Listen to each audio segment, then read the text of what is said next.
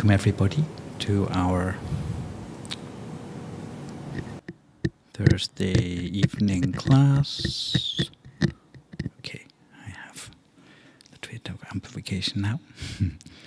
Welcome everyone to the Thursday evening class. And as I heard that even though some of you are quite new to the meditation, you have been introduced already to it on the Tuesday. So today we will have a little bit of a longer meditation than is usual on the Tuesday nights. We'll be able to sit for about 3/4 of an hour. And after that, we may or may not have a little bit of a break, and I will continue with the talk about learnedness from the Buddhist tradition after that, and we'll pick up where we left off last Tuesday. Okay. So would you like to settle yourself for some meditation now?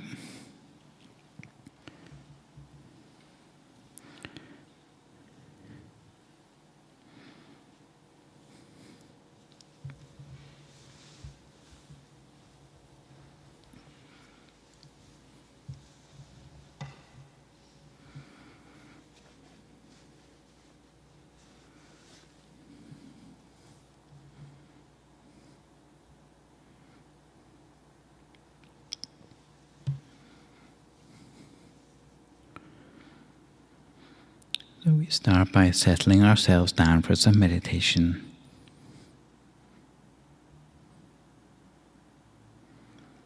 Taking a few moments first of all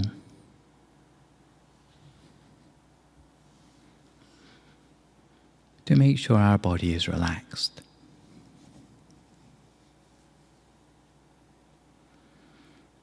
Closing our eyes gently and breathing deeply.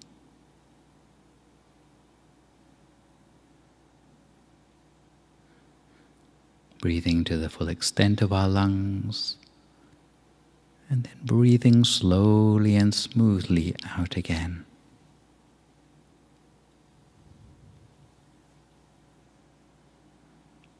Once again, breathing the refreshing spring air that has come to us at this time.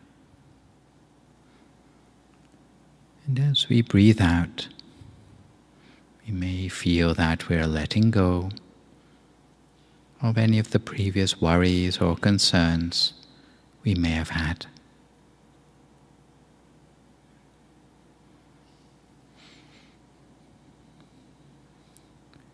And we make sure all the muscles of our body are properly relaxed by doing what's known as a body scan. Starting at the top of our head and scanning down through our body, relaxing each and every muscle as we go.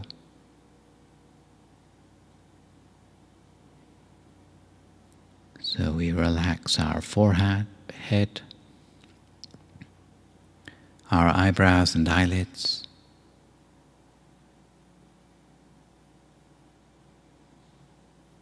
making sure the way we've closed our eyes is as gentle as possible.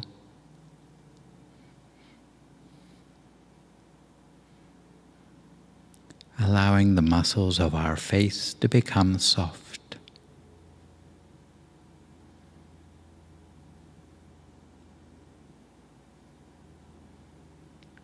Relaxing our jaw and taking care not to clench our teeth together.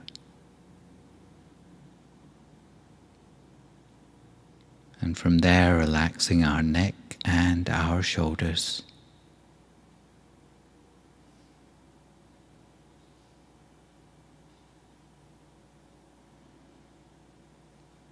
If necessary, we allow our shoulders to drop to their natural height. Before relaxing both arms, our forearms, and then our hands and fingers.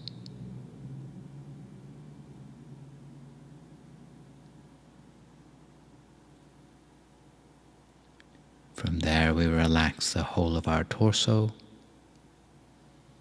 our chest, trunk and abdomen. taking special care of the muscles across our stomach.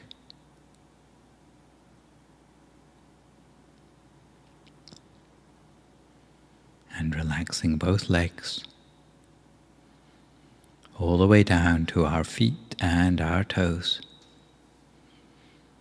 until we feel satisfied that no remaining part of our body has any stress or tension anymore. Almost to the point that our whole body seems to melt away into the atmosphere around us.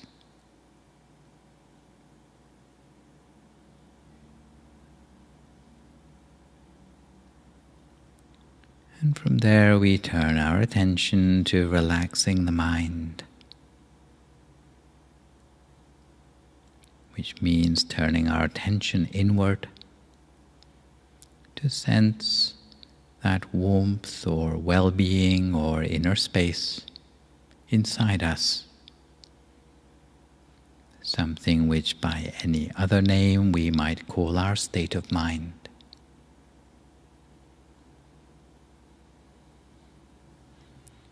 And we gather our attention back from all the possible distractions in the outside world, so that is anything outside the space of our body, to a place within ourselves, within the space of our body. We put aside any worries or concerns that may still linger on our mind, while remaining in the present moment, keeping our attention on the task in hand.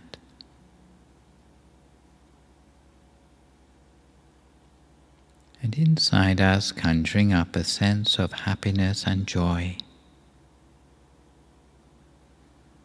or perhaps casting our mind back to some happy time in our life, or even an occasion where we were able to help someone else, but felt good about it on the inside of ourselves. That warm, fuzzy feeling that comes with an act of altruism.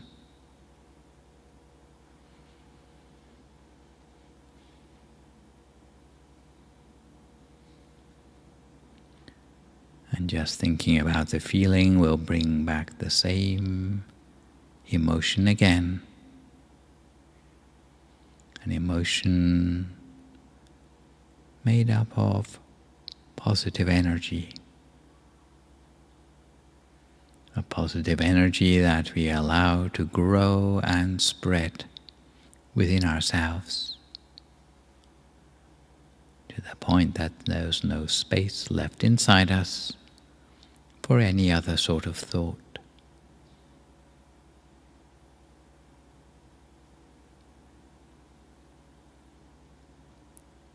And when we feel relaxed both in body and in mind, very gently, using no effort at all, we imagine the whole of our body to be nothing but a hollow cavity, without any organs or tissues, muscles or bones.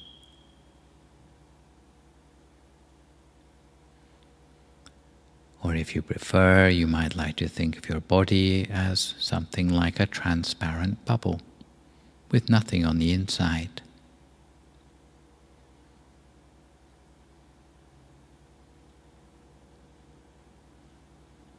And at this point, we can conjure up in our mind whatever object of meditation works best for us. It might be a picture such as that of the sun shining brightly, yellow or golden color. Or it might be an object that we can feel, which we know is there by our sense of touch. Almost like the sensation of a feather touching us.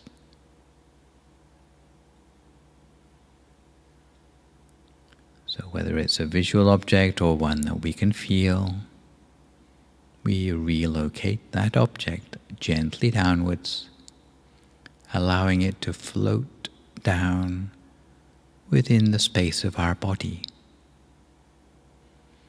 until it comes to rest somewhere around about the level of our diaphragm, about 2 finger breadths above the level of our navel, at the center of our body, or at the point of the deepest breath, the point where the breath turns between the in-breath and the out-breath. All these are at the same point within ourselves, at the solar plexus.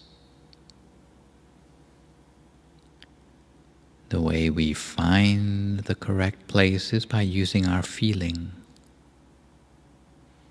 If we feel it's right, then it generally is the right place already.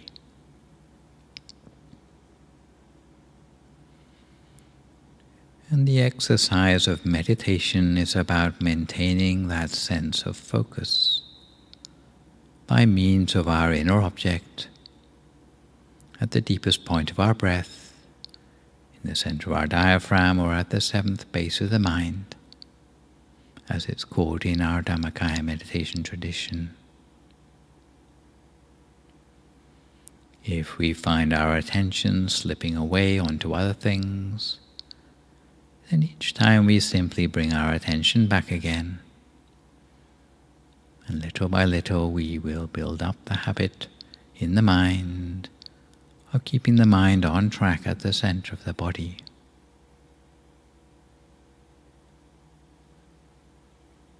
If we have thoughts in the mind, we do our best to ignore them, or at least not to elaborate on them. Unless you're one of those people who has so many thoughts that it's impossible to avoid getting entangled in them, in which case you may need to make use of the traditional mantra, hearing the sound of the words Samma Arahang, Samma Arahang, Samma Arahang, repeated over and over in the mind, as if the actual source of the sound is down there at the center of your body, along with the inner object. So, Samma Arahang, Samma Arahang, Samma Arahang, lightly, gently, and continuously, and with a special lightness of touch, maintaining our inner object, whether it's something we can see or something we can feel, always at the center of whatever is there. Even if it's darkness, we can be at the center of it. But the important thing is the lightness of touch. We continue to maintain our attention on track at the center of the body. Each to our own practice now for a few more moments in silence until we come to the appropriate time.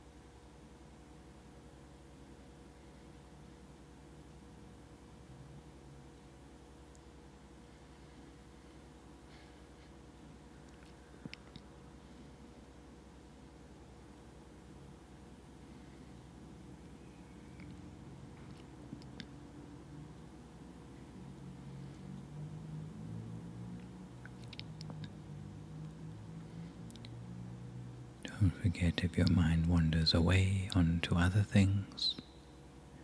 Each time you realize, simply bring your attention back again to the center of the body as before. Bring it back for as many times as it takes to become established, to form a connection with the center of the body in a way that you can actually feel that connection. If the thoughts return, do your best to ignore them,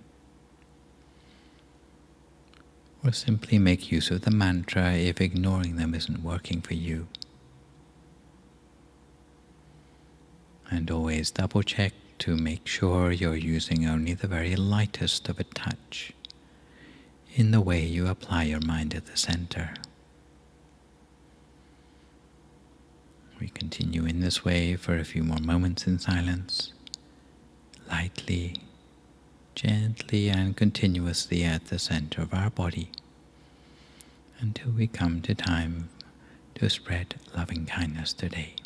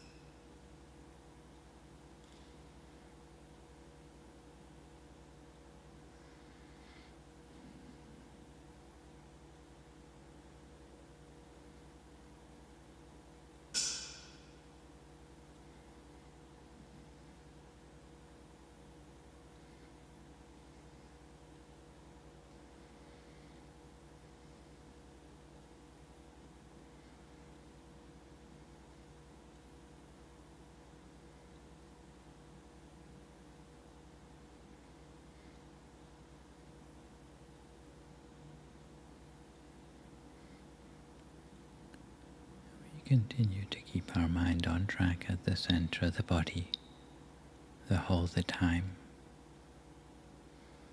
always at the center of whatever inner experience we've built up for ourselves as a result of the meditation so far this evening.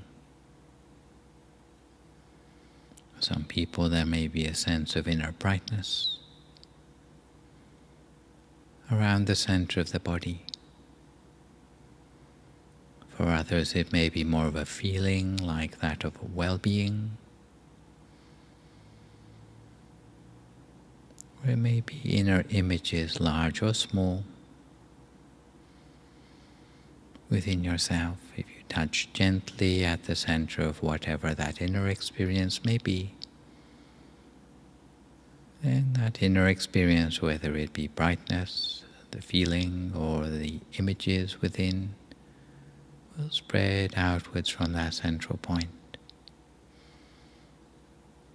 And this process of spreading the inner experience is known as loving-kindness meditation. And today we'll spread loving-kindness using the method of spreading from ourselves, first of all, to those who we find it easiest to spread loving-kindness towards, and then moving to more challenging people in our lives. So as is traditional with loving-kindness meditation, we start with ourselves. Imagine ourselves with that pure, loving energy at the center of our body, even if it doesn't take a specific form. You might imagine it as a warm or glowing light or energy at the center of yourself. And the idea is just to spread a sense of love from the center of your whole body. So imagine a real sense of love and kindness radiating out from your center and infusing your body with a sense of being loved, of being looked after, of being soothed and comforted. So just take a moment and really bask in that loving energy and let it open you up in a deep way. Allow yourself to let go into that loving feeling and offer the affirmation to yourself, may I be well and happy, may I be free from all suffering. And you can imagine your body being infused by this warm, caring, glowing energy. And just get a sense of what that feels like to accept your own loving kindness. Just notice any thoughts that may get in the way of that. Or if you find that difficult, or if you feel yourself objecting to being loved, just see if you can let go of those thoughts and see what it might be like to allow yourself to feel that love. And just stay with that feeling for a moment.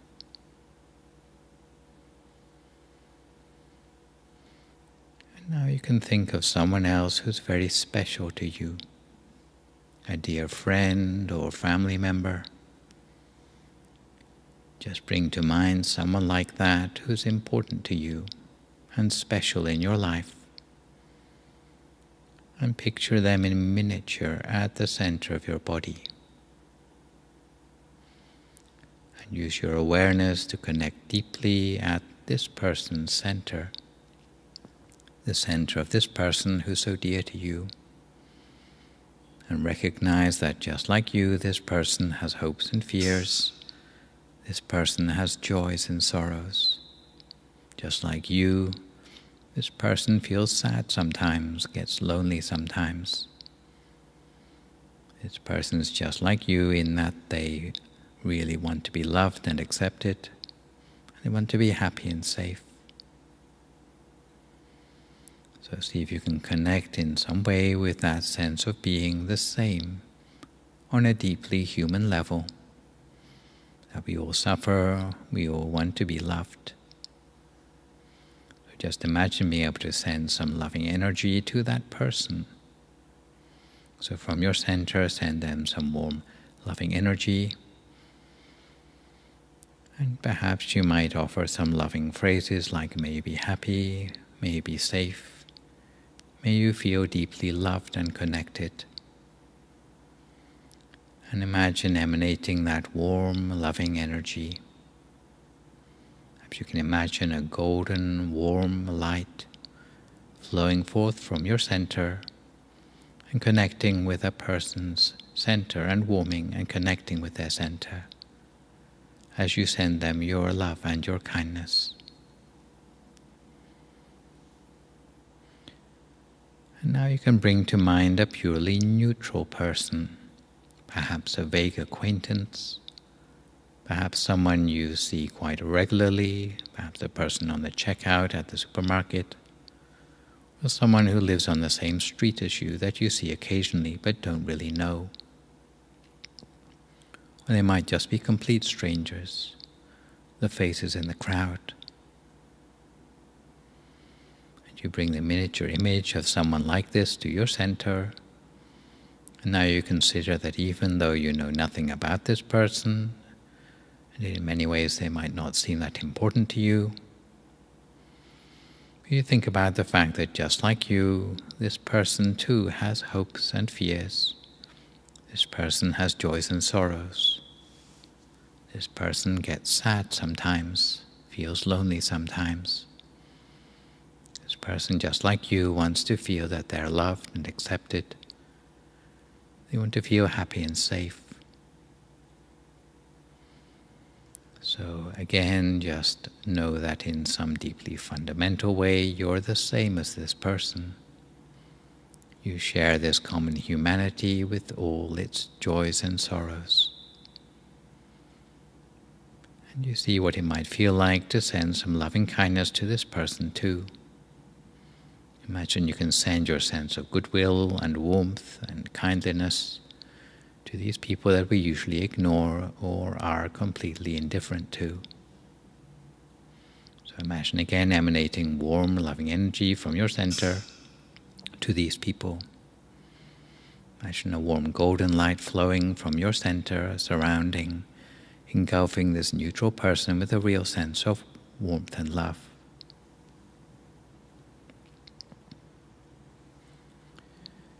Now bring to mind someone who might be quite difficult for you. To start with, perhaps it's best to start with someone who's just slightly difficult.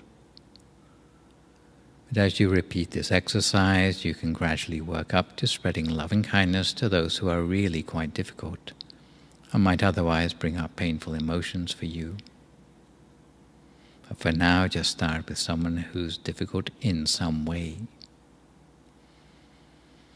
The sense of discomfort there, perhaps concerning something they have done or said that's caused hurt in you.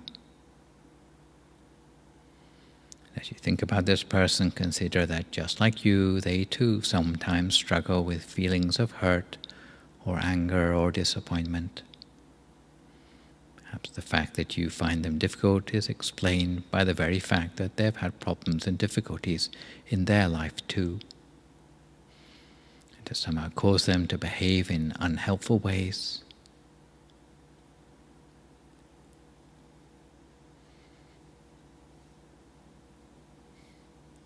And consider that they too may feel sad and lonely sometimes. Like you, they struggle with difficult emotions. And this person is just like you in that they want to feel they're loved and accepted. And they want to be happy, even if they may pursue that in unskillful ways. Because it's an emotion we all share, just to feel safe and happy. We experiment with allowing some of that love to be directed towards this difficult person too. To see if we are sufficiently courageous and willing to get past some of that hurt and spread warmth and loving kindness towards this person.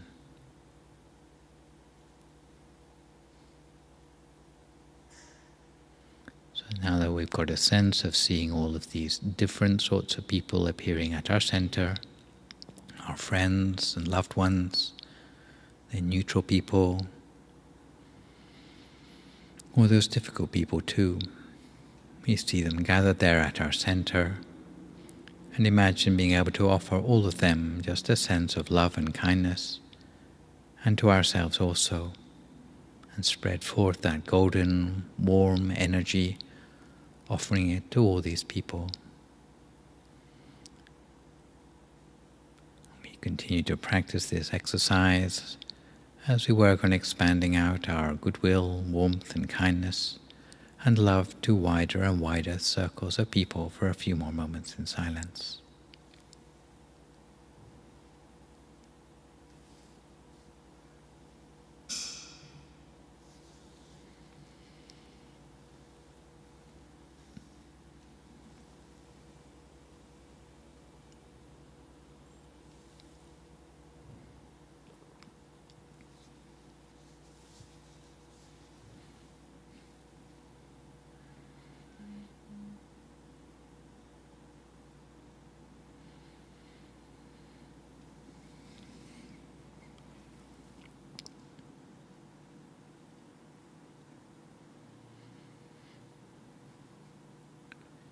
Sabbe Buddha Palapata Pace Kananchayam Palang Arahantanancha Tejina Rakam Bandami Sapaso Sapaputta Nupavena Sapadhamma Nupavena Sapasangha Nupavena Sattha Soti Bhavantu Te. So if you like to come to the end of your meditation for this evening, you can gradually open your eyes again. If you feel at all uncomfortable, then slowly try changing to a more comfortable position before slowly finishing your practice.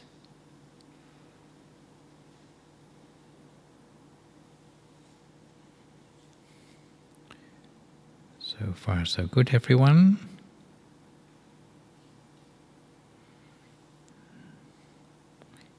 No burning questions about the meditation side of things at this point. Do you want to have a little bit of a break? Not particularly. Yeah, it's not very exciting. All we have is water. But yeah. So what I'll do is I'll continue with a topic which I have embarked upon, I think it was Tuesday before last, which is that of the blessing of being a learned person. And what I mentioned last time is that this particular topic is part of a series of, in total, 38 sort of virtues or values which are like a stepladder, which take you from the most basic of character qualities and lead towards ones that are more esoteric. And although 38 is quite a lot to remember, sometimes we like to break it down into 10 different groups to make it a little bit simpler to see the pattern involved. And where we are at this particular moment in time is the third group of the 10, which is to do with making yourself useful in society. What has gone before this is been to do with mostly our habits in life, turning our back on any bad habits we may have had in the past and turning towards better habits. So, having become a person with better habits, the next sort of foundation for any sort of spiritual work in one's life is being able to basically stand on one's own 2 feet in society without being a burden on other people.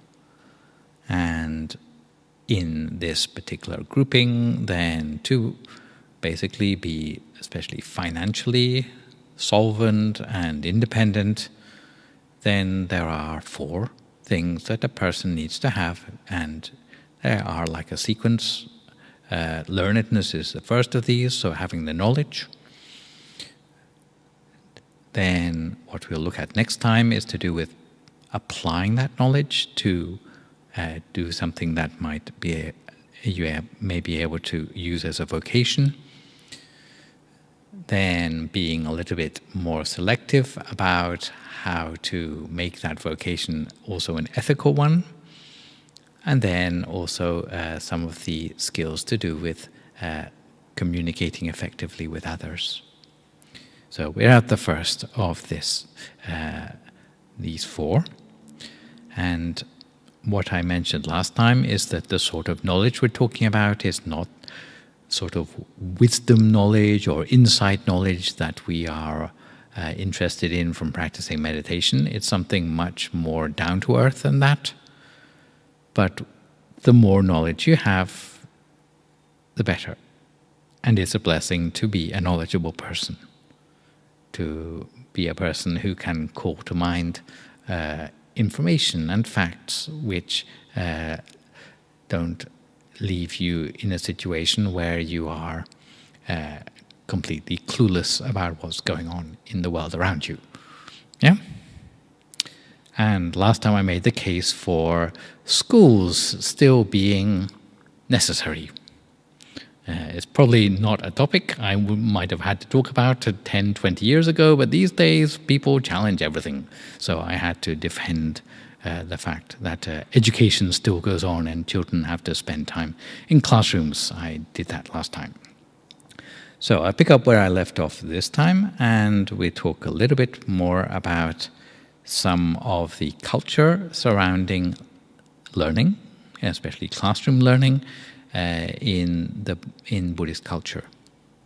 And this is derived from a teaching which you may have heard of before called the Sigalovada Sutta.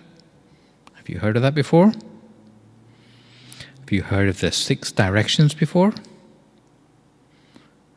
Ah, I see some nods. Well, there was, to cut a long story short, a young man who the Buddha found one day, and he was bowing down in 6 directions. But why? Because his parents told him to do that before they died, and he promised them he'd do it. So he's just bowing down in 6 directions, like the compass points were somehow going to bring him some sort of success or transformation in his life.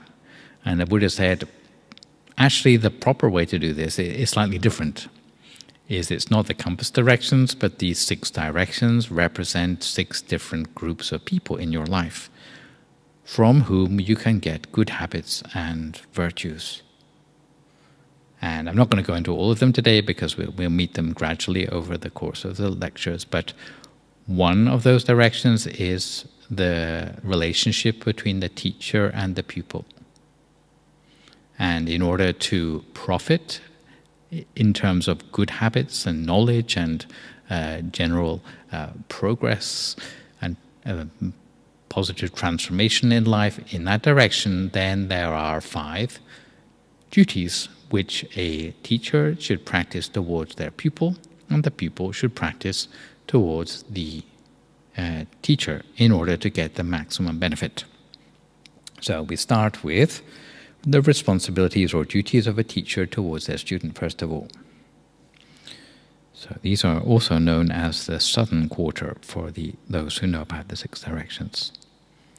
So the first thing a teacher needs to do is make sure that their student is well trained. They also need to make sure the student is taught in such a way that they understand and remember what has been taught.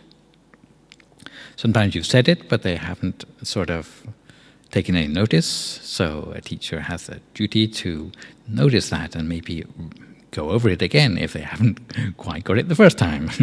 Thirdly, a teacher needs to make sure every student is thoroughly instructed in the lore of every art without holding knowledge back. And this refers to the practice sometimes of keeping back the sort of trade secrets. But if a teacher really loves their student, they should want their student to know as much as them or more. not sort of keep back half of it. Fourthly, a teacher needs to praise the student in a way that raises their esteem amongst their peers. Interesting, eh? Quite detailed. And finally, a teacher needs to ensure the student's security and safety in every quarter, which means their relationships with other people, whether it be their parents, their own family, their employees or employer, and their spiritual mentors and friends, while pointing out any loopholes or weaknesses present in any knowledge which they're teaching to them. Because many sorts of knowledge, they have both a good side and a bad side. They can be abused. So a teacher's job is to make sure that the student has the ethical overview of the things that they are learning about. And the student has to reciprocate. Oh, I didn't give you the slide. So, praising them and secure and safe in every quarter. Looking out for them. Responsibility of a student towards a teacher. They should stand up to receive the teacher when they come into the room. Still do that? No. Do they even stop playing when the teacher comes in the room? Occasionally, okay. Yeah, so apparently that's the way to sort of lay down the student-teacher relationship from the very moment you step in the classroom. Yes. Also, the student should look for ways to serve the teacher in ways that facilitate their convenience. Thirdly, they should be obedient to what is taught to them by the teacher and generally display an eagerness to learn. Why? Because, well, even teachers can get fed up if no one looks like they're interested. Fourthly, personal service. Looking at this, I was a little bit wondering about it. Actually different from the, number 2. But often the example given is, let's say the teacher's moving house and all the students find out, then they should show their willingness to go and help move furniture or whatever for their teacher. When the teacher's moving house, that's the sort of little things they can help with from time to time. The other one I was thinking about for number 2, I suppose, is bringing an apple for the teacher. Yeah. But it's that sort of personal touch which cements the bond of friendship by which learning can take place, apparently. And lastly, attentively and respectively to learn the arts and sciences which the teacher is teaching them. And it said that if neither of the teacher or the student live up to their duties, then basically education has a pretty bleak future. If the teacher does well, the students don't try, then they don't deserve the teacher.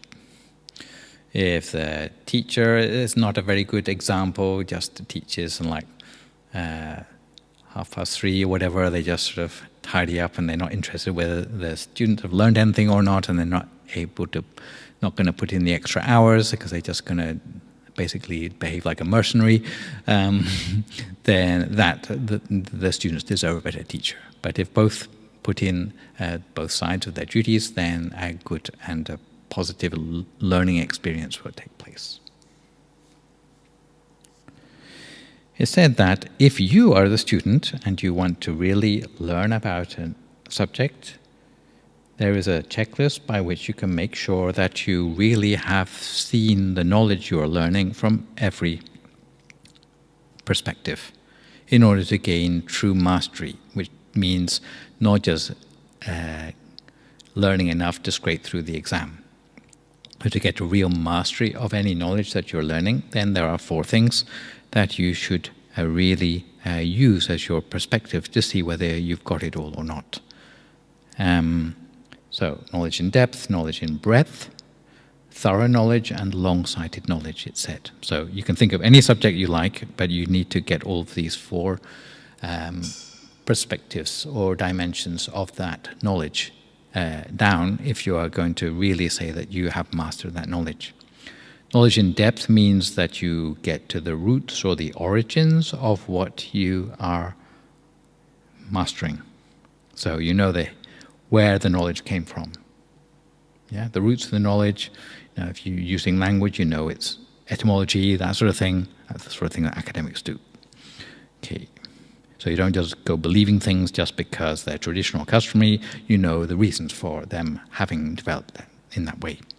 Secondly, knowing knowledge and breadth means knowing things outside of your narrow specialism. Unfortunately, the deeper or longer you go on in education, the narrower you get in your knowledge. But a person who's truly a master of their knowledge knows the connections between what they are specialized in and the other things.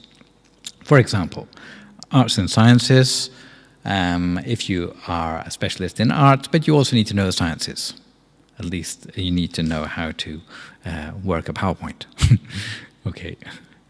If you're a scientist, but you're not interested in the arts, how to communicate with people, then also you won't get very far, because you need to work as a team, especially in the forefront of science. Mostly it's about teamwork these days. So you need to be able to communicate with people and work with people fruitfully. So there must be some sort of communicative skill there too. You can't just sort of cast off everything that's outside of your subject. Thorough knowledge means that not only do you know your narrow subject, but you know its connections. So you know what your specialism affects in other subject areas. And lastly, the long-sighted knowledge is knowing where your subject is going, or the implications for the future, or consequences of the knowledge you have for the future.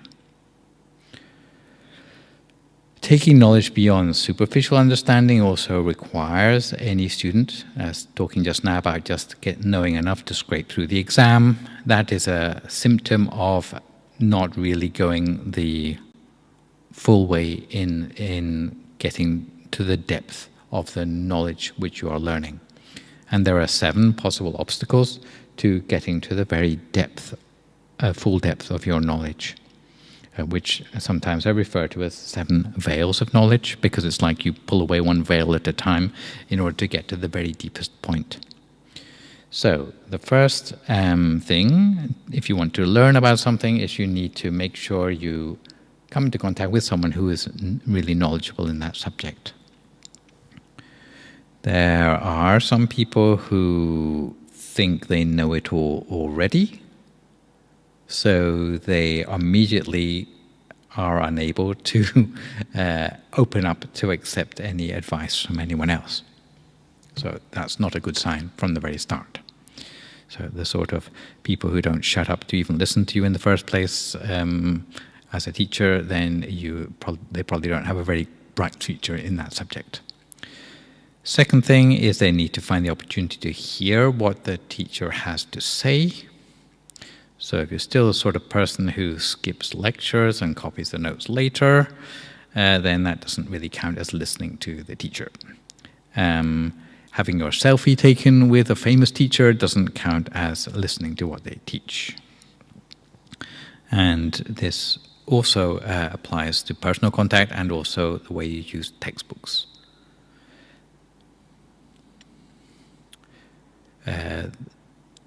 Part of this is to do with the opportunity to question and learn by a Socratic method of questioning and taking a subject deeper, which really requires a person with more knowledge to be able to be there to answer the questions for you.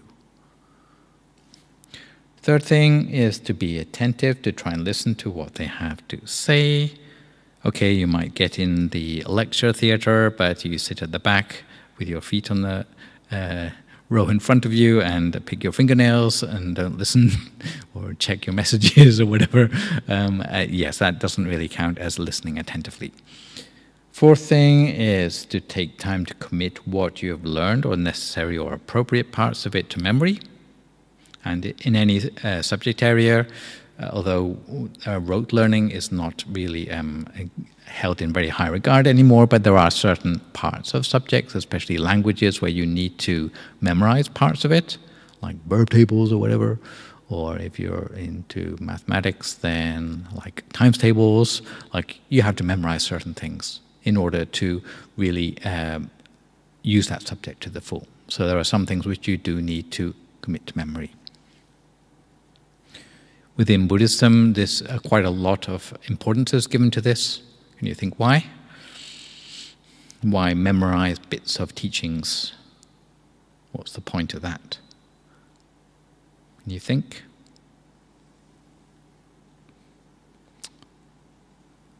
Like you may be aware that Buddhists do chanting. Chanting is usually a form of teachings which, it's somehow easy to remember. So morning and evening, chant the same things every day until basically you got it down in your memory. And it's not just a foreign language, you know the meaning too. And the idea of that is that even when you're not reading it or chanting, it's become a part of you somehow. So you can reflect on it at your leisure.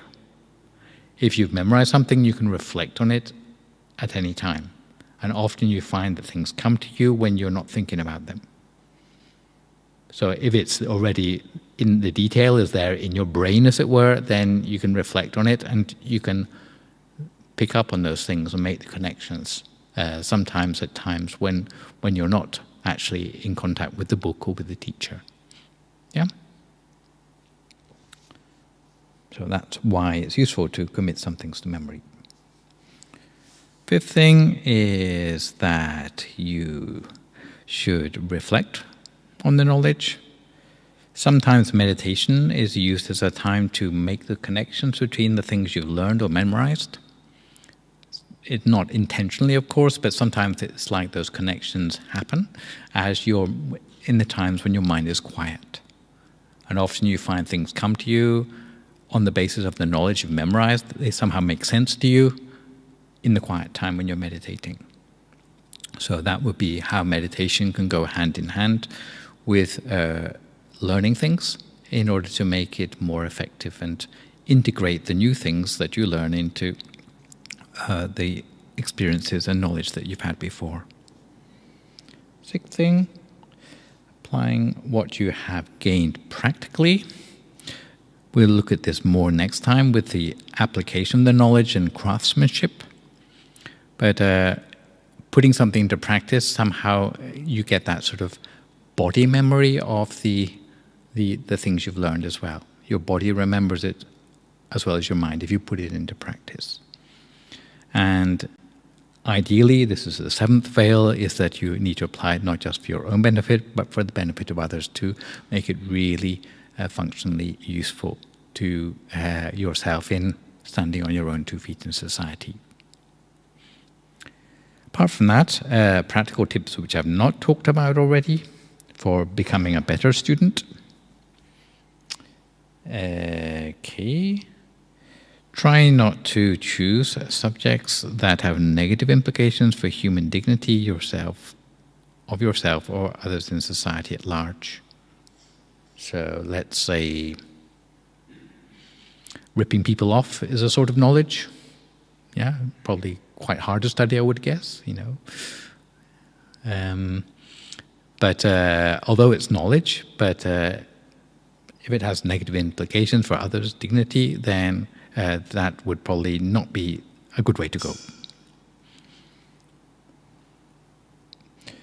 Secondly, don't be obsessed with the financial side of knowledge.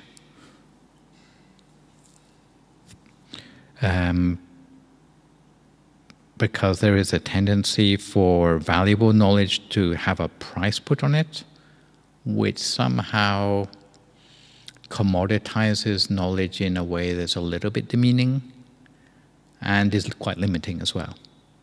Because people only say as much as they're paid to, so there's a sense of holding back knowledge.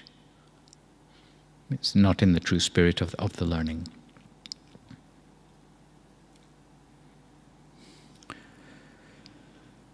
Thirdly, try to find something you're interested enough in to be able to dedicate yourself to. Often I get people asking, what should I study, especially when they're starting to specialize.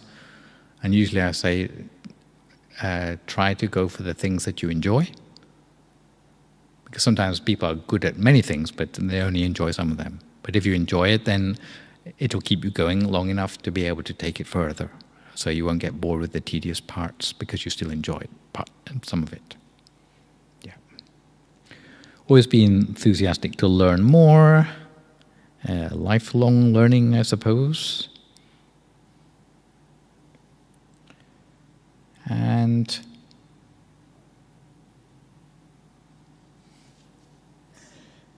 try to learn a spiritual knowledge hand in hand with worldly knowledge. So the sorts which you can bring inside you to transform your own quality of life for the better. Things like psychology especially, you can like try it on yourself. Quite useful in that sense. Yeah. And there's some extra advice that if you have knowledge down in your memory, then it's always at your immediate disposal.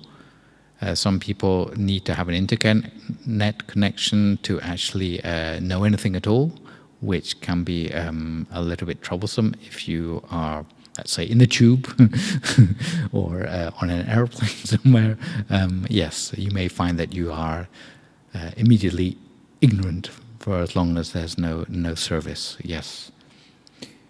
Also, avoiding sentimentality concerning learning is said to be good in the long term.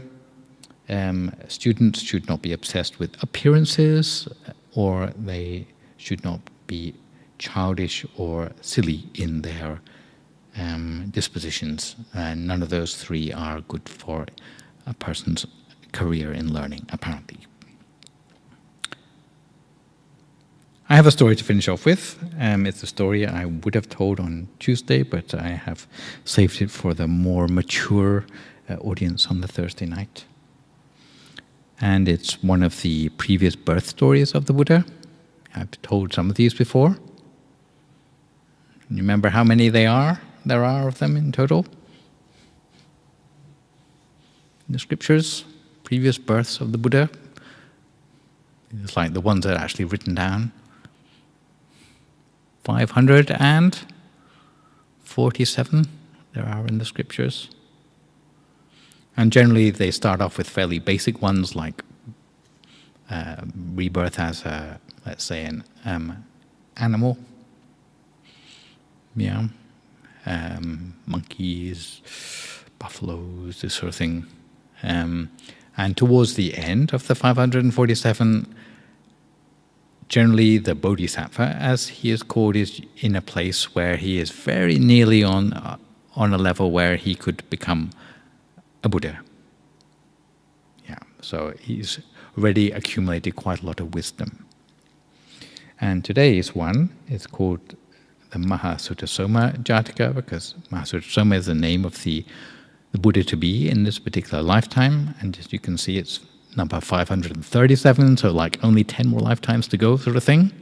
So he's at quite a high level of mastery. But this, of course, is to do with spiritual knowledge more than worldly knowledge.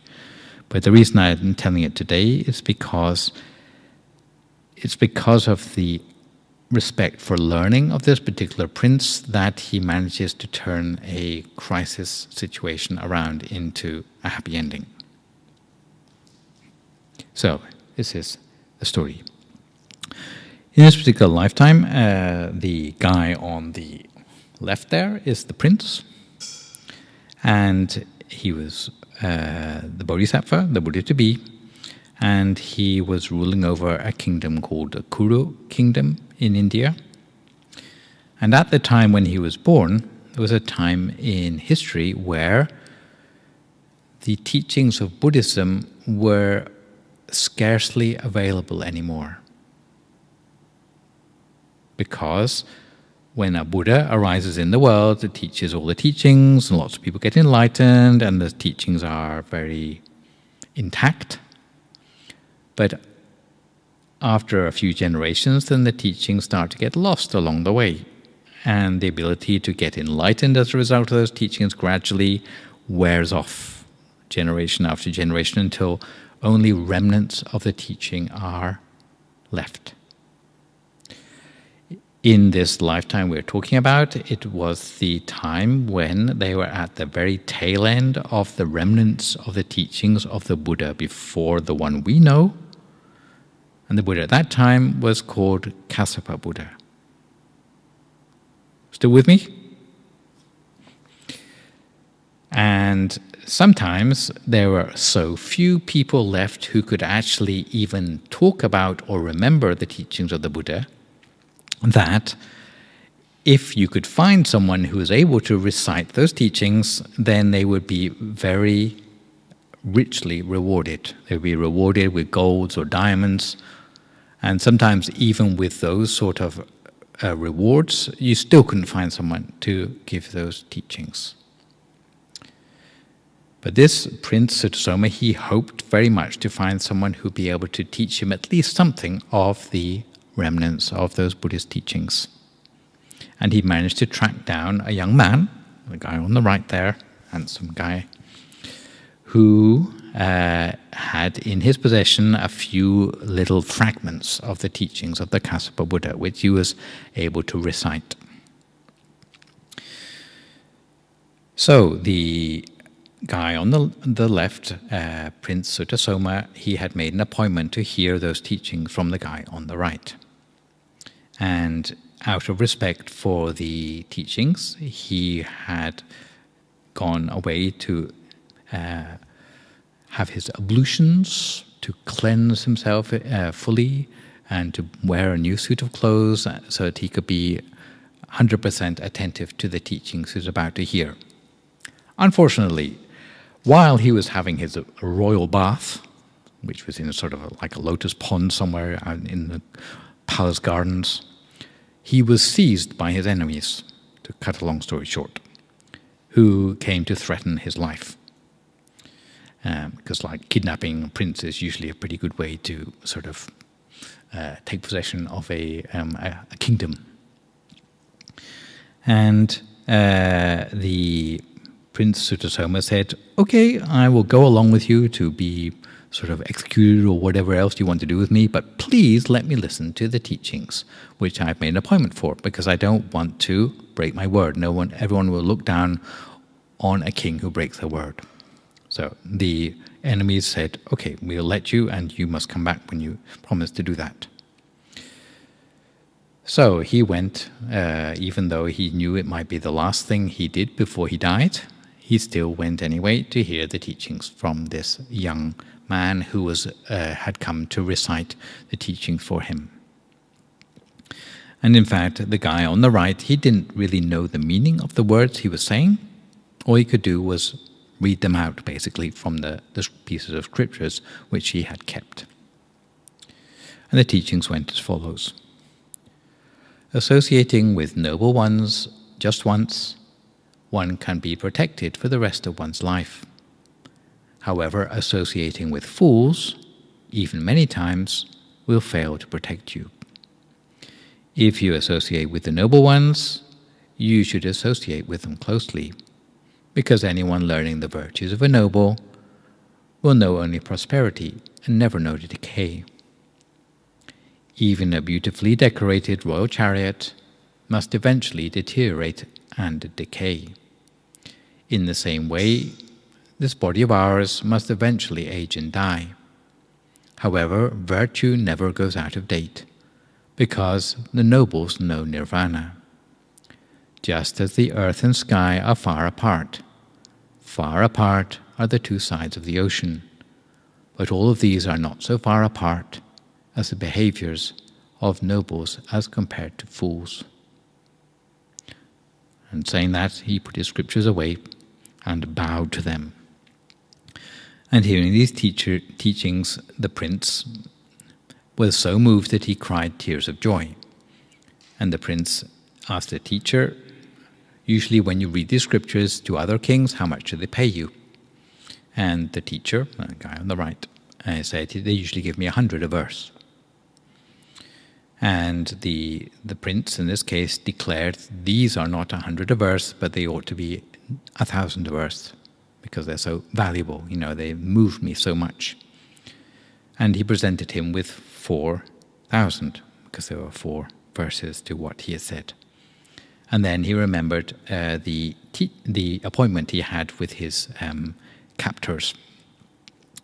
And he went away, but because he had reflected on those teachings so deeply, he felt that even if I'm to die today, I go to my death without fear, because I feel uplifted by the words of the teachings I've heard. So he went to his captors almost with a smile on his face, and the captors thought, this isn't normal. You ought to be like scared and groveling or whatever. This isn't like normal behavior for people who are having their life threatened. So they asked him, well, what happened to you?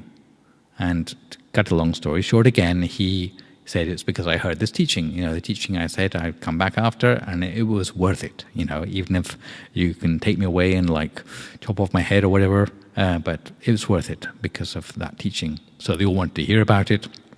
And again, to cut a long story short, because of hearing the teaching even secondhand from this king on the right, on the left, who was able to remember, even just by hearing it once, all the teachings in their entirety, they too gave up their violent ways and decided to restore the whole kingdom to peace and harmony again. So that is the power of having respect for knowledge, if you get the right knowledge. I'll just finish off with a few little announcements. Most of you are aware, I guess, that we have teachings in person here on Tuesdays and Thursdays. Usually on Tuesdays it's a little bit of a shorter meditation, slightly more entry-level teachings, you might say. On Thursday we tend to go a little bit more into the Buddhist side of the teachings as well, with a longer meditation.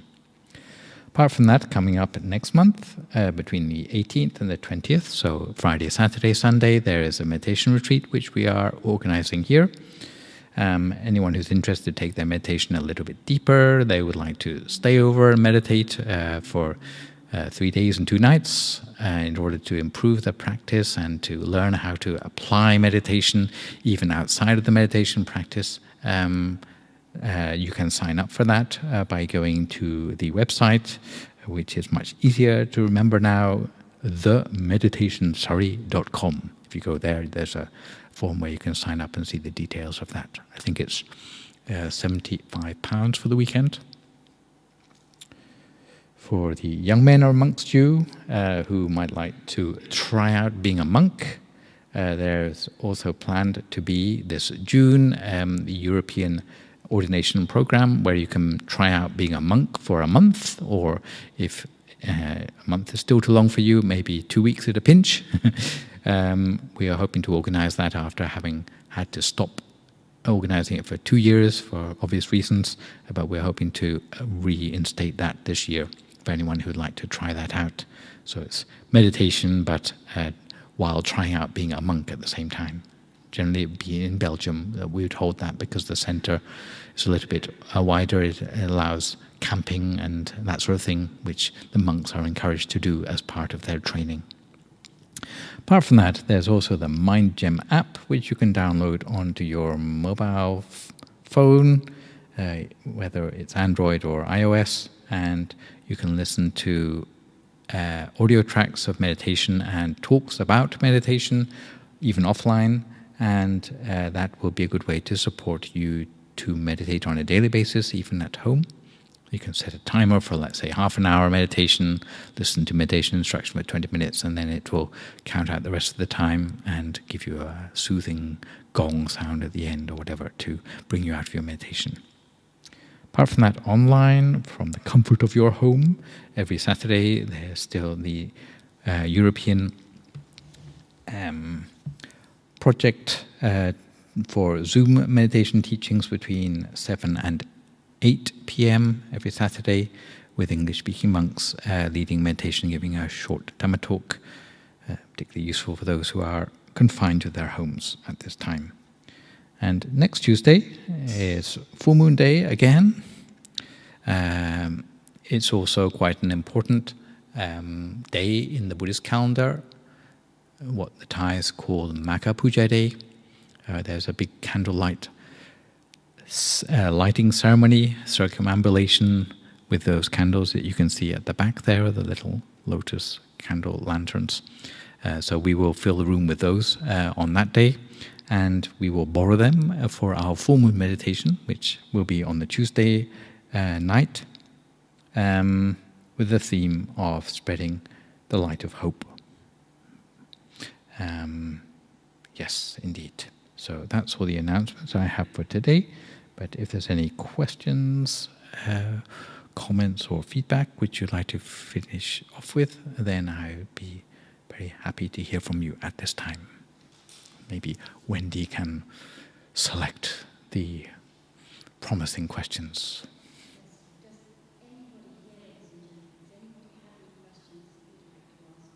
Now, you're also very welcome to have a word afterwards privately if you prefer to do that. Any questions now?